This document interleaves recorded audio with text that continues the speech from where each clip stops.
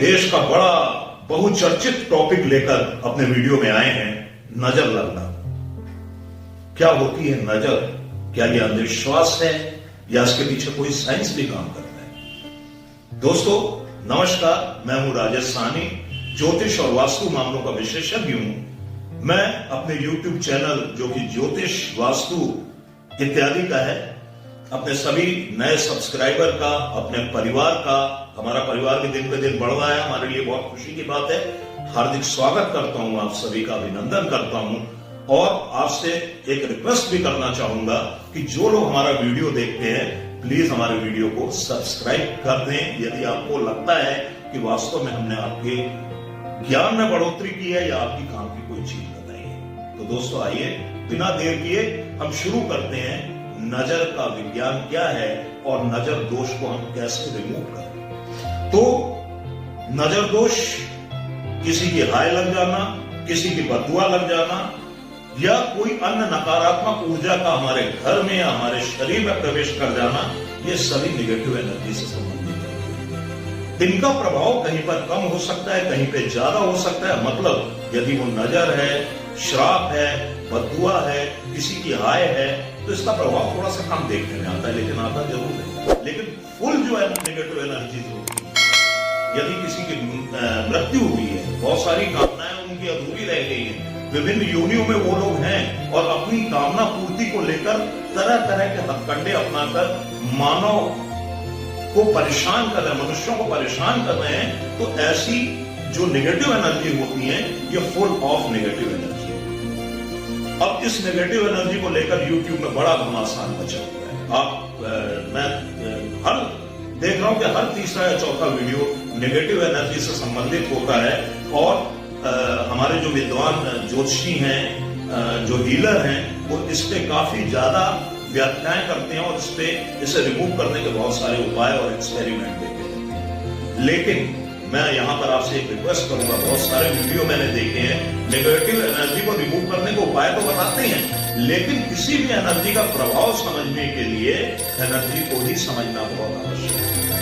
किसी भी चीज को दूर करने के लिए, अपने प्रभाव में लेने के लिए सबसे पहले ये जानना जरूरी होता है कि आखिर वो है क्या। हमें यही नहीं मालूम है कि नेगेटिव एनर्जी क्या होती है, हमें यही नहीं मालूम है कि एनर्जी क्या होती है, और हम वो विभिन्न हवन के द्वारा, विभिन्न उपचारों के द्वारा अपने घर की नकारात्मक ऊर्जा को बाहर करने में लगे। जब हमें खाना बनाने की विधि ही नहीं पता होगी तो हम खाना कैसे बनाएंगे? तो हम यहाँ पे जो एनर्जी का साइंस है, संक्षेप में आपको उसके बारे में बता रहे हैं। रोंडा बर्न की दोस्तों एक किताब आई थी, द सीक्रेट, आप में से बहुत लोगों ने पढ़ी। रोंडा बर्न ने एनर्जी शब्द का अपनी कई पुस्तकों में प्रयोग किया, लॉ ऑफ अट्रैक्शन में भी उन्होंने एनर्जी शब्द का बहुत प्रयोग किया और यह भी बताया कि इसका सीधा सीधा संबंध क्वांटम फिजिक्स। और यही एक बात थी, यही एक पुस्तक थी जो मेरा मानना है ये 2012-13 के आसपास आई थी। मेरी हैंड बुक है, मैंने इसे कई बार पढ़ा, बहुत प्रभावशाली किताब है। लेकिन यहीं से क्वांटम फिजिक्स और एनर्जी वर्ल्ड हमारे देश में हम जैसे लोगों के बीच में आते हैं। इसके पहले इसकी व्याख्याएं सिर्फ साइंटिस्ट करते हैं, वैज्ञानिक करते हैं, और ये वर्ल्ड थोड़ा सा हम लोगों के बीच में, चाहे वो एस्ट्रोलॉजर हो या हीलर हो, एक कॉमन हो गया, चाहे वो वास्तु से रिलेटेड कोई काम करते हैं। तो साइंस की यदि माने तो एनर्जी सिर्फ एक होती है, एनर्जी का कोई नाम नहीं होता है, एनर्जी सिर्फ एनर्जी होती है। तो फिर ये पॉजिटिव एनर्जी और नेगेटिव एनर्जी कहां से आ गई? ये गंभीर विषय है, इसे हम यहां पर संक्षिप्त में समझाने का आपको प्रयास करेंगे और कुछ उदाहरणों के द्वारा आपको समझाने का प्रयास करेंगे, क्योंकि हम यदि इसके बारे में इसे पूरे तरीके से एक्सप्लेन करेंगे तो ये 2 घंटे का वीडियो हो जाएगा। तो इसे एक उदाहरण के द्वारा आप समझने का प्रयास करें कि 1 तारीख को आपकी सैलरी आने वाली, आप बड़े खुश हैं, आपके अंदर बड़ी पॉजिटिव वाइब्स आ रही है, आपके अंदर एक पॉजिटिव एनर्जी आ रही है कि यार मेरे पूरे महीने के काम की कीमत अब मुझे मिलने वाली है, मैं ये करूंगा, अपना लोन चुकाऊंगा, ये खरीदूंगा, वो करूंगा, मसलन बहुत सारी चीजें सोच के आपके दिल में एक हैप्पीनेस आती है, खुशी आती है और आप पहले से ही 25 तारीख से ही खुश होना शुरू हो जाते हैं। तो कुल मिला के इस 1 तारीख की सैलरी ने आपके अंदर पॉजिटिव एनर्जी डाल दी। लेकिन आपका बॉस है जिसके पास आप जैसे 25 लोग हैं स्टाफ। इसी 1 तारीख को वो उसके माथे पे या 25 तारीख से उसके माथे पे शिकन आनी शुरू हो जाती है। डिपेंड उसके फंड के ऊपर करता है, शिकन ज्यादा आ रही है कम आ रही है। लेकिन कहीं ना कहीं आपने देखा होगा, हमें भी कोई लोन की इंस्टॉलमेंट देनी होती है, किसी को पैसा देना होता है, थोड़ी सी दिक्कत लगती है, यह मानव स्वभाव होता है। तो कहीं ना कहीं आपका बॉस भी 1 तारीख को इस चीज से अफेक्टेड होता है और थोड़ी सी नेगेटिव वाइब्स उसके अंदर प्रवेश करती है। कहने का मतलब 1 तारीख को जो पैसा आपके अंदर पॉजिटिव एनर्जी दे रहा है, वही आपके बॉस के अंदर नेगेटिव एनर्जी दे रहा है। एक उदाहरण से और इसे स्पष्ट करना चाहूंगा। आप बाहर जा रहे हैं, अपने घर को चोरों से बचाने के लिए आपने बहुमूल्य और बड़े आपने मतलब बड़े टेक्निकल तालों का प्रयोग किया ताकि आपके घर के ताले कोई खोल ना। जब आप वापस आते हैं तो आप देखते हैं आपका घर बिल्कुल सुरक्षित है, यानी ताले आपके लिए पॉजिटिव एनर्जी का काम कर रहे हैं। लेकिन आपको पता नहीं है कि आपके घर में चोर आए थे, उन्होंने ताले तोड़ने का प्रयास किया था लेकिन वो सफल नहीं हो पाए। तो इन्हीं तालों ने उन चोरों के अंदर एक नेगेटिव वाइब्स पैदा की, क्योंकि वो अपने काम में असफल हुए। चोरों का प्रोफेशन ही है चोरी करना, उनके लिए वही धंधा है, वही उनका पेशा है। और वो जब हताश होंगे, निराश होंगे, कहीं ना कहीं नेगेटिव वाइब्स उनके अंदर। तो इस प्रकार से स्पष्ट है कि एक ऊर्जा जो आपके लिए सकारात्मक हो सकती है, वो दूसरे के लिए नकारात्मक हो सकती है। इसीलिए हम कहते हैं कि एनर्जी का कोई टाइप नहीं होता, एनर्जी सिर्फ सिंगल होता है। इसे सकारात्मक या नकारात्मक हमारे मन मस्तिष्क में जो प्रभाव पड़ते हैं, जो एनर्जी के वाइब्रेशंस का प्रभाव हमारे संपूर्ण व्यक्तित्व में पड़ता है, तो वहीं पे यह पॉजिटिव बन जाती है या नेगेटिव।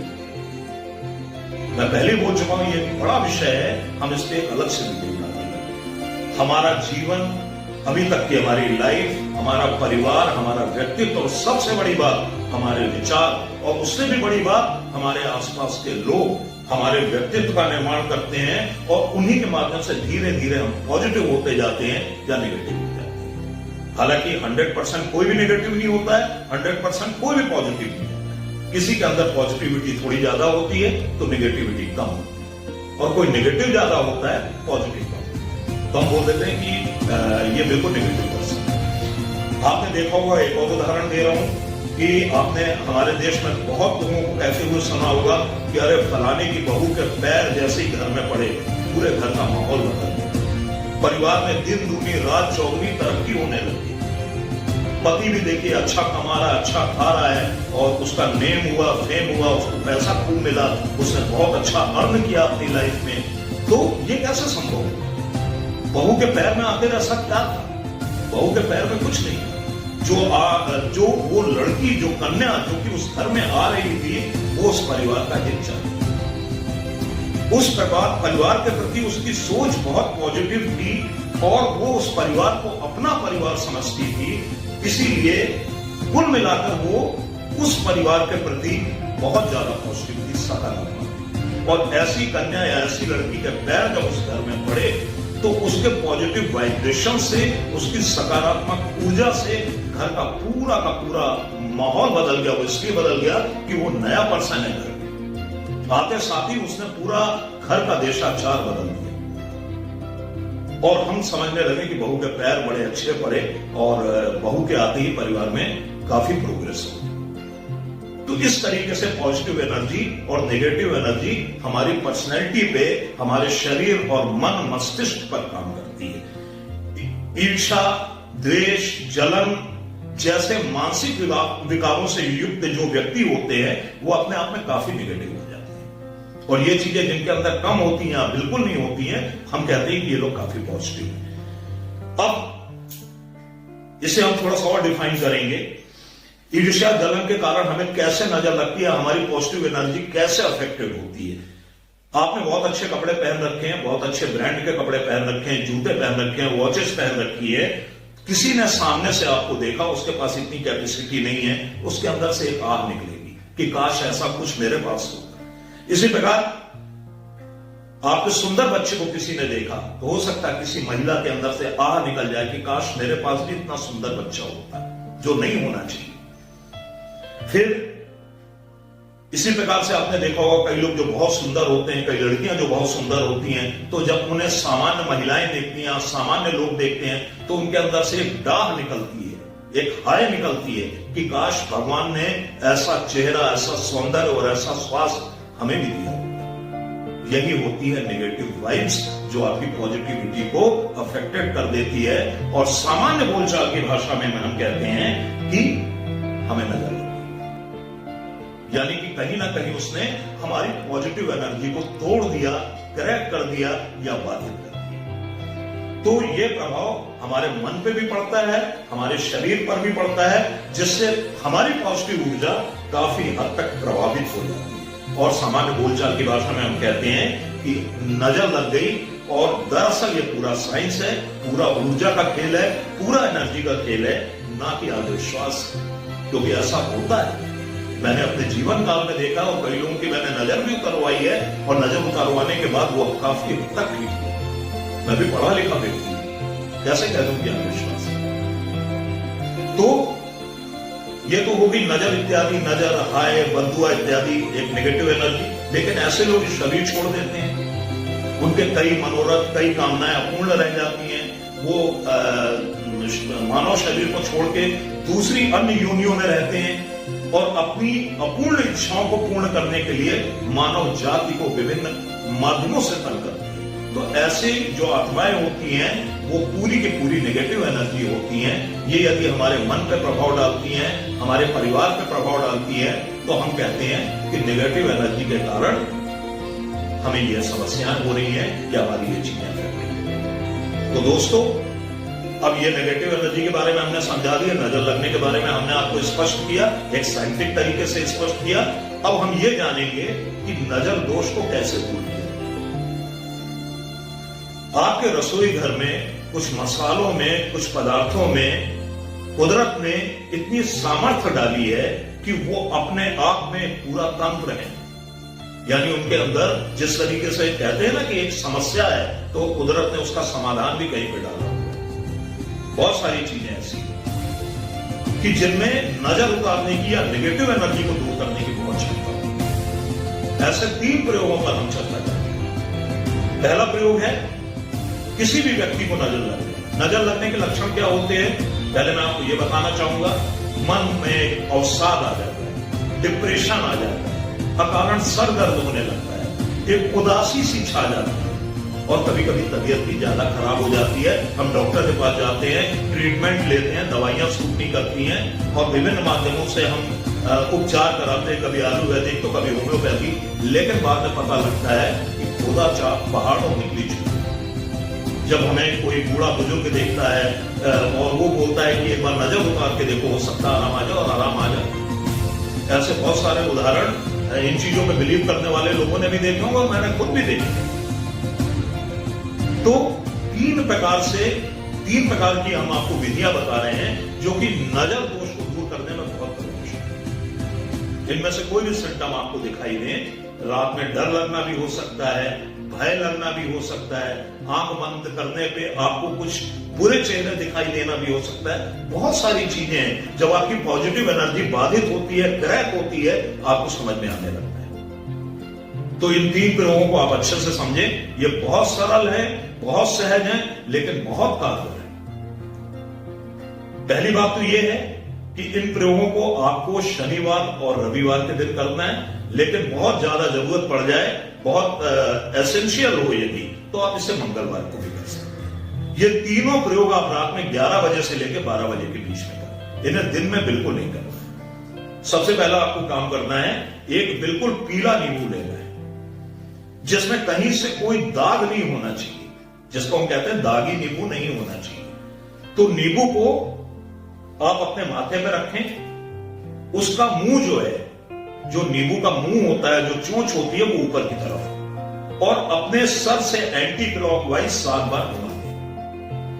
इसके बाद आप उसे किसी टेबल पे रखें और हनुमान जी का नाम स्मरण करते हुए नींबू को 4 फांकों में काट दें। और काटते समय यह भावना रखें कि मेरी जो नेगेटिव एनर्जी है, चाहे वो किसी रूप में है, वो उसको मैं काट रहा हूं, उसका मैं अंत करूं। और इसके बाद इस नींबू को आप उठाएं और किसी चौराहे पे जाएं, बीच में खड़े हो जाएं और चारों दिशाओं में नींबू की एक एक फांक को फेंक। एक बार करने से, एक बार इस प्रकार का उतारा करने से आपको काफी रिलीफ महसूस होगा। यदि आपकी नेगेटिव एनर्जी आपके ऊपर ज्यादा है, नजर दोष आपके ऊपर ज्यादा है, तो इसे 2 या 3 बार रिपीट करें। शनिवार को कर लें, रविवार को कर लें और फिर मंगलवार को कर लें। आपको रात में नींद भी बहुत अच्छी आएगी, बुरे सपने आ रहे होंगे वो भी दूर होंगे, किसी भी प्रकार का हेडेक यदि नजर दोष के कारण है वो भी खत्म होगा। और सबसे बड़ी बात, यदि कोई डिप्रेशन हो रहा है, कोई अवसाद हो रहा है, तो ये भी प्रॉब्लम आपकी एक बार नींबू को कट करने से खत्म हो जाएगी। फिर इसके बाद हम दूसरे प्रयोग पे आ रहे हैं, ये भी आपके घर में बहुत आसानी से हो सकता है। एक बड़ा दीपक लें, उसमें थोड़ा सा कपूर जला दें, पहले से ही जला के रखें। ये भी आपको रात में 11 से 12 के बीच में करना है। 7 लौंग लेनी है आपको जिसमें फूल लगा हो। लौंग के ऊपर एक फूल होता है, फूल सहित लौंग हमेशा पूजा में भी उपयोग करनी चाहिए।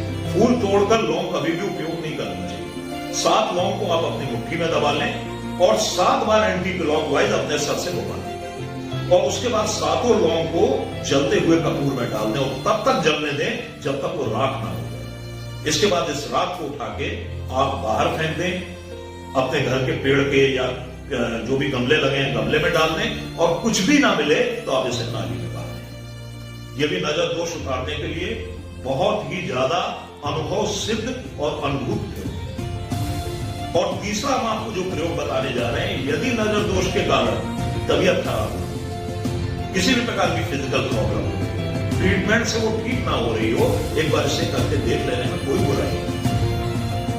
आप रात में 11 बजे एक रोटी सेको। रोटी सिर्फ एक तरफ सिकी हुई होनी चाहिए, दूसरी तरफ बिल्कुल कच्ची होनी चाहिए। तो जो सिका हुआ हिस्सा है इसे शुद्ध घी से चौपड़ दें। इसके बाद रोटी को रोल जैसे फोल्ड कर दें और इसमें पीले रंग का कोई धागा, सूत या तलावा अच्छे से बांधें। अच्छे से मतलब ऐसा ना बांधें कि वो रोटी मसल जाए, इससे उसके ऊपर रोटी के ऊपर लपेटें। फिर वो जो पेशेंट है, रोगी है या नजर दोष से पीड़ित व्यक्ति है, एंटी क्लॉकवाइज उसके सर से 11 बार घुमा दें और 11 बार इसे घुमाने के बाद इस रोटी को उठाएं और चुपचाप जाकर किसी चौराहे में रखें। यदि आपके आसपास कोई चौराहा ना हो तो इसे आप पीपल के पेड़ के नीचे भी रख सकते हैं। ये दोनों ही ऑप्शन पूरे कारगर हैं। तो नजर दोष के कारण यदि आपको स्वास्थ्य विषय समस्याएं हो रही हैं, किसी भी प्रकार की स्वास्थ्य संबंधी समस्याएं हो सकती हैं, दवाई आपको सूट नहीं कर रही है, तो इसे कम से कम 4-5 बार कर लें। वैसे तो मेरा मानना यह है कि शनिवार, रविवार और मंगलवार को करने से ही आपको काफी आराम दिखाई देगा। बस शर्त यह है कि नजर लगी हुई होनी चाहिए, नेगेटिव एनर्जी आपके अंदर होनी चाहिए, आपको तत्काल आराम मिलेगा। नहीं तो दवाइयां ही काफी हैं, हमारे डॉक्टर ही काफी हैं ठीक करने के लिए। तो दोस्तों बताइएगा हमारा ये वीडियो आपको कैसा लगा, एक कमेंट करके हमें जरूर बताइएगा। हमारे चैनल को एक बार फिर रिक्वेस्ट करूंगा, लाइक और सब्सक्राइब करें। बहुत जल्द अपने नए वीडियो के साथ आपसे फिर मिलते हैं, तब तक के लिए राधे राधे, जय श्री कृष्ण।